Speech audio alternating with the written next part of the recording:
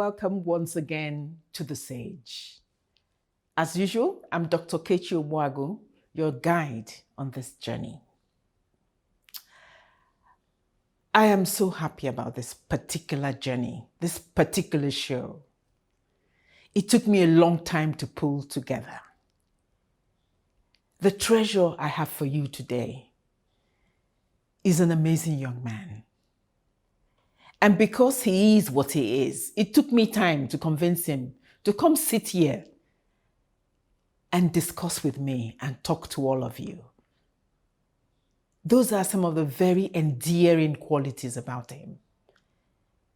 He's a doer, but many times, sometimes not a talker, and likes to remain in the background even as he does. Hang on, you will get to meet him. But why is it? What is it that we're focusing on today?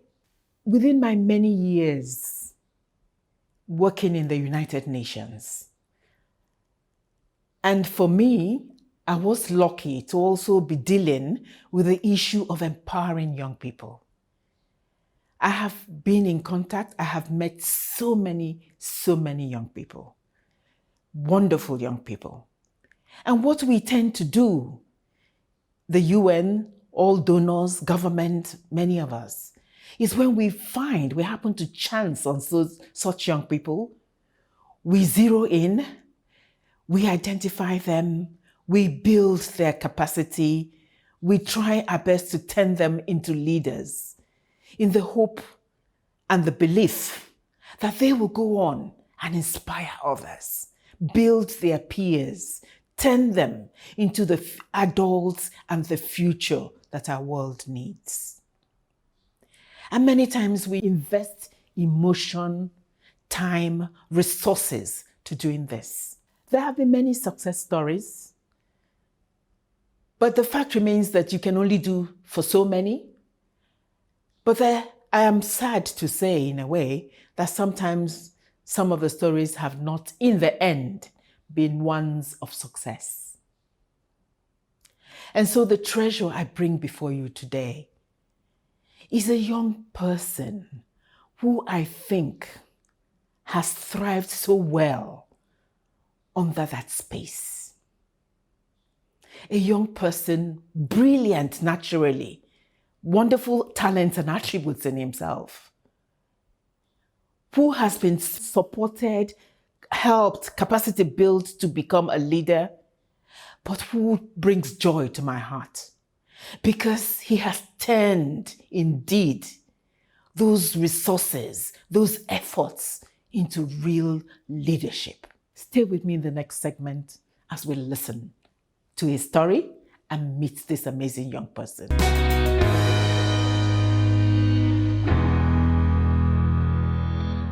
Welcome back to The Sage. Oh, like I said before, I'm really excited. Let me reemphasize, it took some getting to finally nail him down and get my guests to come, accept to talk. Like I said, he's a doer, doesn't like to be there doing all the talking, but he's achieved a great deal. Please join me as I welcome Rotimi Olawale to this show. Thank you very much. It's a pleasure to be here, and thanks for this incredible opportunity to join you on the stage today. Don't mind him, he says incredible opportunity. When I kept saying come and talk, he kept saying, yes, perhaps some later in the future, but it's good because it's well worth the wait. So Rotimi, let me start by asking you to tell us about yourself. Tell us, who are you? What did you study? How did you get to where you are? Let's start with that. Well, I think in a nutshell, I usually would introduce myself just by my name. I'm Rotimi Olawale. I don't like titles. I don't do titles. I think we live in a country where people are drawn by what they can see rather than judging people by their values and their intentions and what they can do. So I just simply say to anyone who I meet, I'm Rotimi Olawale, and I want people to take me like that and rate me by what I can do and what I can bring to the table. But I'm also someone who has also been, I find myself quite lucky in my journey of life. I grew up in Ilesha, southwestern Nigeria, and that's where I grew up. My parents were primarily teachers, but I was also fortunate because my father was a publisher. He wrote books, he wrote children's stories Really? at That's the time called wonderful. Jola Readers, and he also, although living in a small town in Osun State, then Oyo State, he wrote a government textbook which was then recommended text by JAM and WAEC. And it's called Okay. the Ordinary Level Government, O Level Government by J.B. Olawale. And so from that small city, he gained national fame. And my father is someone that, Will he be watching this program? unfortunately, is late now. Oh, well, My he's father, still watching, and we say yes, congratulations to someone, him. yes, yeah. I Yeah. mean, it's someone that he will not move an inch to get a favor for himself. He sits in his office, does his stuff, and somehow people beat a path to finding his book, got on WAEC list, and school children studying government for WAEC were buying his books from all over the nation. Wow. And he Wow. got that. And I think I grew up in an household that valued education, but not just education. My parents were devout Christians, and so at that time in the late 80s, early 90s, if you watch a movie and you see a kissing scene, and my father or mother is and so many people are familiar Parental with control. parental control. But I also say that my parents did not bring their religion into the kind of books that we read. I think when Okay. it came to books, they allowed us to read and explore a lot of genres that I'm like, I'm reading about descriptive things in books, but I'm not even allowed to watch it. Watch it But on I think that. at that period, if I look back now, it allowed us to form beautiful imaginations. In the 90s, my father bought 2 volumes of encyclopedia and brought them home. And I used to tell my friends now that it was like being connected to the internet in the early 90s. Okay. Absolutely. when I- That was what when I go encyclopedias were. When I go to, I did public school then, Obokwan High School and Leshegoma School. When I go to school and tell my colleagues about animals they've never heard of in their lives, they'll be telling me it's not true.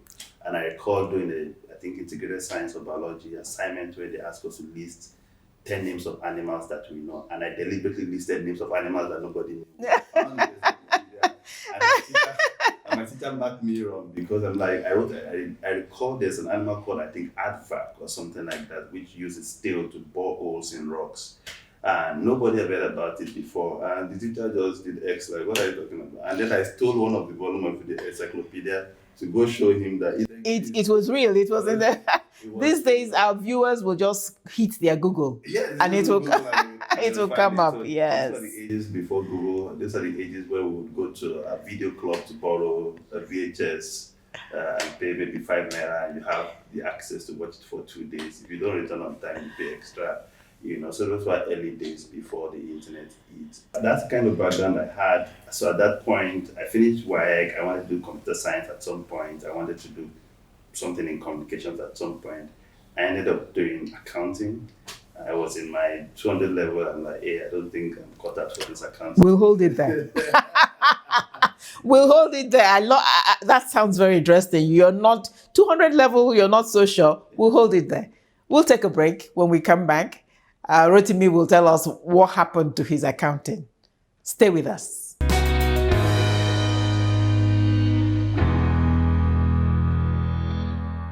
Welcome back to The Sage. We broke up at a very, very exciting point of the journey where Rotimi was confessing that he started in the university doing accounting and then at 200 level began to wonder, was that where he belonged? Tell us about it. So, yeah, I was in the university, I was reading accounting, and I think a majority of Nigerian youngsters find themselves at my position where there's a pressure to get into higher institutions. You want to get in at all costs. I think about 1 million people write JAMB every year. The carrying capacity of Nigerian universities combined is about 500, 600,000. At the time when I did, maybe about 350, 400,000. So the pressure is high.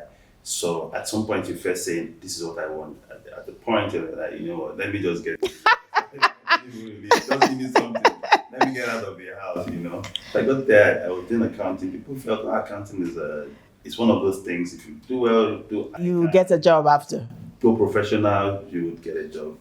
200 level, I'm like, all this debit and credit, I don't this is where I want to do my life.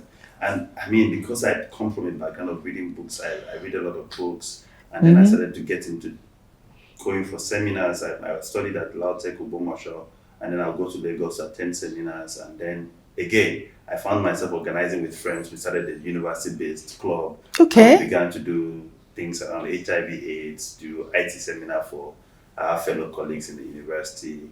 And then I began to like that. I also began to volunteer for other organizations outside of school. I recall I was volunteering for an organization called Digital Peers International, and they organize this annual camp, summer camp for children on IT. And so the first one I attended was in Calabar. We traveled all the way to Calabar. Did your parents know? I think they didn't know. We traveled to Calabar for 12 days with 400 children. And at the time, I didn't know I was owning my capacity to organize, to do project management, to learn many things. I landed on Digitest Camp, and the first assignment they gave me was, go and write a press release. I'm like, I'm studying accounting. Why are you asking me? But again, because I write a lot, I read a lot, after several trial and errors, I got it right and different versions and corrections. And to that background, I began to say, okay, I think I want to do this at this looks like the path that I want to go as against doing my accounting. And so when I got to 400 level, when it was time to intern, my father spoke to one of his friends and we said, come and intern at the bank since you're doing accounting. I'm like, no, I want to intern at an NGO. I think that's what that does. And I found myself in Africa Leadership Forum in Otta. Where Dr. Adewale took me under his wings, and I learned a lot in those years, trying my hands at writing concepts and proposals, working with all the program officers at the time, and doing all kinds of things for that 6 months thing. These days, everybody's in money, payment. I think there is a lot of value in gaining skills, which will be useful to you long term, than in you getting paid in something that you don't want to build a career on. So those are the options for me. Go to a bank. A bank was in my hometown in Ilesha. I would eat breakfast at home, go to a bank and come back and eat lunch with my mom. And I would be paid, I think at that time, 15,000, 3 times what I paid in Lagos, and practically have very little transport fare and I'm feeling covered. But I wanted to beat a path for myself, and I chose the other one. And I did that. I worked very hard. I worked with everybody. I sought assignments from the program officers. They gave me all kinds of things to do. I spent long hours. I arrived early, closed very late. I began to gain, and that's where I got my first international travel opportunity. My boss then sent my name to UNDP, and I got an email that you've been selected to represent Nigeria as one of 2 people at the UN Global Youth Leadership Summit in Morocco. Can you send us your passport data page tomorrow? I'm like, I don't have a passport. And then my boss said, go get a passport. I found out the passport is 15,000. I don't have 15,000. I paid 5,000. That's 3 months my pay. Why would I get 15,000? So the office gave me a loan. I went to get a loan. They didn't even offer to get it for you. At the end of the day, they waived it off. So they gave me a loan.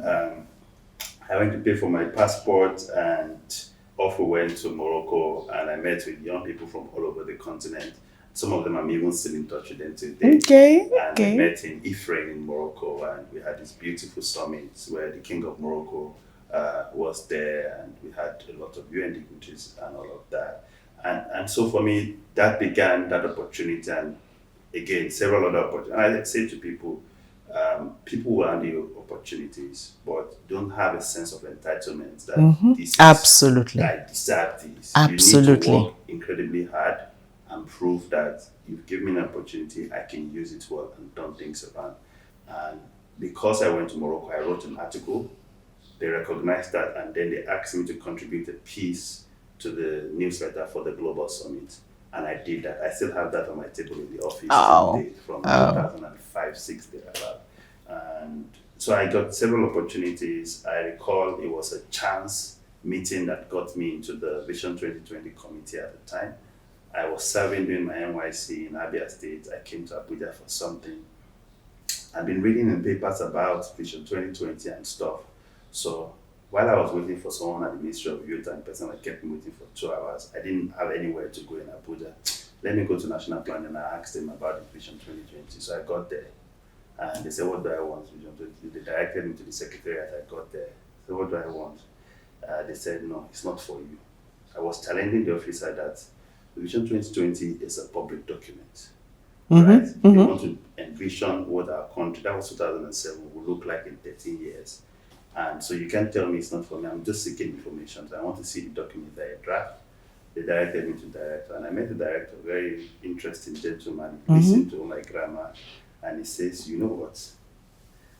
On my table now, they asked me to recommend young people to be part of what will be a youth interest group, special interest group on youth for the Vision 2020 committee. You sound like you know what you're talking about. Can you give me your CV in the next 5 minutes? I'll have this. Wow. I don't even live in Abuja. He said, my friend, enter one of those offices and beg them to use their computer and send your CV and print your CV. So I entered into one office, they didn't have paper. I entered another office, they said, come, well, sit down here. And I printed my CV, I gave to him. He says, I said, can I take your number? I said, don't take my number, you don't need it, just go. If the minister likes it, you'll be selected.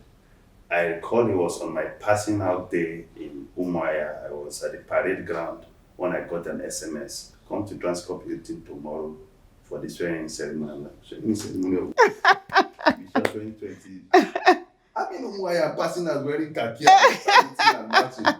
Oh my God, you know. So I had to leave all my stuff because, I was living in Lagos at the time before I went for service. I'm like, how would I carry all this? My Ghana must go to Abuja. I don't even know where I will sleep or whatever. So I left everything. Arranged to buy a ticket. I don't think I even have enough money to buy a ticket. I had the transport fare to take a bus and go back to Lagos. And so I came to Abuja.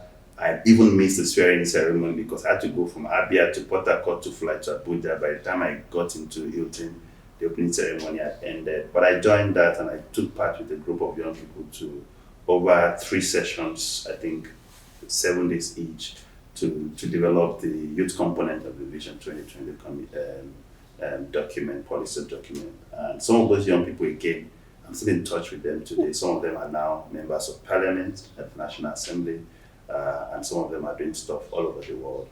That's an amazing story. That's an amazing story. I am inspired. I'm going to allow our audience to see another aspect of you. Stay with us. In the next segment, Rotimi will tell us what he's now doing full time, which is as inspiring as every other thing you've heard about him. We'll be back.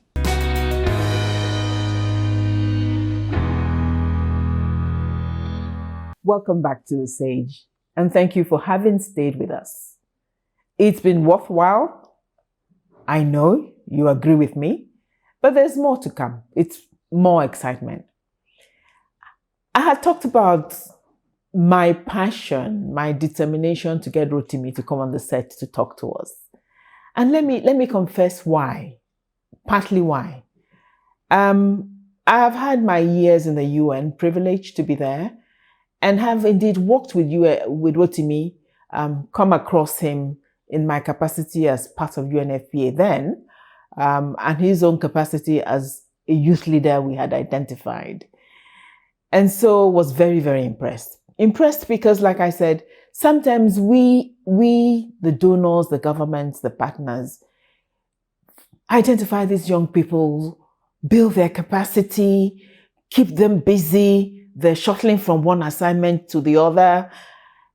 And sometimes, I don't know whether the word is too strong, they do tend to get lost. You spend perhaps 10 years in the limelight. You go to Morocco, you go to this place, you go to national meetings, you are speaking on behalf of young people and as a young person. And the danger of that is that those 10 years or so pass, and suddenly you wonder, where has it all gone and what am I really doing? But in Rotimi, I saw a young man who had his head squarely on his shoulders. And so he, in the midst of it all, great publicity, well-deserved publicity, he, however, fashioned a future for himself in the midst of it, and indeed used those abilities that he had acquired, improved upon. They were innate in him. I always believe that people are born, if they but know it, with many of those abilities, but that have been strengthened. He used it to do something that I so admire today. He used it to establish his own organization. Rotimi, please tell us about it. Thank you very much for that introduction. Before I go into Youth of Africa, I think it's also very essential to state that as many other young leaders are coming up, they need to recognize that when you get into a position, it's not the position that makes a leader.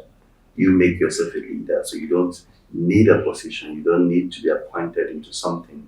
You don't need to be in government to be a leader. Actually, you can be out of government and people hold you in high esteem as a leader. Mm-hmm. You can have no position and you still have a life of influence. So in my career, I've been fortunate to lead many things, but I recognize and maintain democratic principles. I do my tenure, I hand over to a new generation, and support them and lead the stage. We need to continually do so. My job right now is creating platforms for young people to express themselves, and that's what Youth of Africa is doing. When we Youth Hub Africa. Youth Hub Africa. Great. We established Youth of Africa. We wanted to find a space for young people to express themselves, to create a platform for them to get recognized, get noticed, to build capacity for young people, and to also see in specific areas, especially in education, where we see that quality education is a challenge in our continent, especially for girls. We do a lot of capacity building across the nation. My work has taken me to the 3 states in Nigeria. It's taken me to over 25 countries in Africa, and has taken me to as far-flung places you can think of all over the world, and we continue to pursue that work. This year, we just got a new project with the UN where we're working in 8 African countries to mobilize young people to put a stop to female genital mutilation across the continent. We're also doing a governance work supported by the Open Society, I think in about 5 countries, majorly Francophone countries. We're working in Burkina Faso, we're working in Cameroon, to organize young people in these countries to ask them what are their priorities and how can they use that to advocate for change within their space. That is so beautiful. Usually I end the show by saying, say a few last words. You've said all the words. There's nothing left to be said.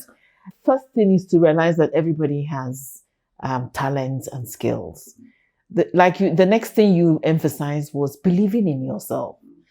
Believe in yourself. It's not about this senator or that person. I know that, but no. Believe in yourself and be determined to work hard. Expect to fail sometimes, because that is life. Life is, about falling and getting up. In the end, it is the test of worth is how ready are you to pick yourself up when those adversities come. Whatever, yeah. Add one last please. thing. I would also say to young people, consistency. Talent is overrated. It's good to be talented, but if you're not consistent, right? If you don't do it every day, you practice it, you burn it, you learn, you improve on it, other people will come and pitch you on it. But that's life. So if you think where you are today as a young person, nobody's recognizing you, you're not good enough, you're applying for things, you're not getting them, don't worry. Consistently build on it. You Persistence. Get one time where all the recognitions you chased will now be chasing you. And I think that we don't tell young people enough. Some people just want to make it be quick. They try this one, it's not working. After 2 months, they jump on something else. And at the end of the day, you've not spent time on anything. So you have to be consistent, build on it, work on it. I mean, there are years where we don't get one support from Youth of Africa, where I was borrowing money to pay staff, but we were consistent and we're doing it. But now we sit in our office, people are knocking on our doors, they want to work with us. But it's because we've been consistent over a period of time. And so I say to all young people, just do it, be consistent, learn, be open to learning.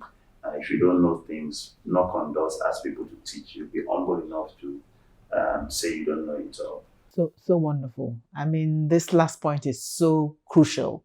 Persistence. There's a famous book called Grit. I forget who the author is.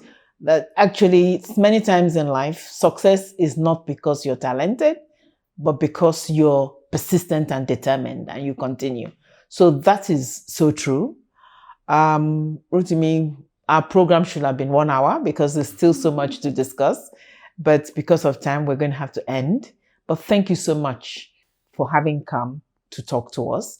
Let me also admit that those very wonderful qualities in Rotimi and in Youth Hub they're also a partner to us in Conversations for Change, and a partner indeed in this show, The Sage. Very kindly being with us to shoot episodes, to make input and so on, and we appreciate that very much. For our viewers out there, Rotimi is reachable. We are displaying his contact on the screen. Many young people, please reach out to him. Apart from the program he runs, which is of benefit to people, to young people out there, you can also reach out and ask him for advice, words of wisdom about how you try to map out your own life. And so thank you. It's been wonderful. Thank you for sharing. Thank you all for being with us. See you again the next episode of The Sage.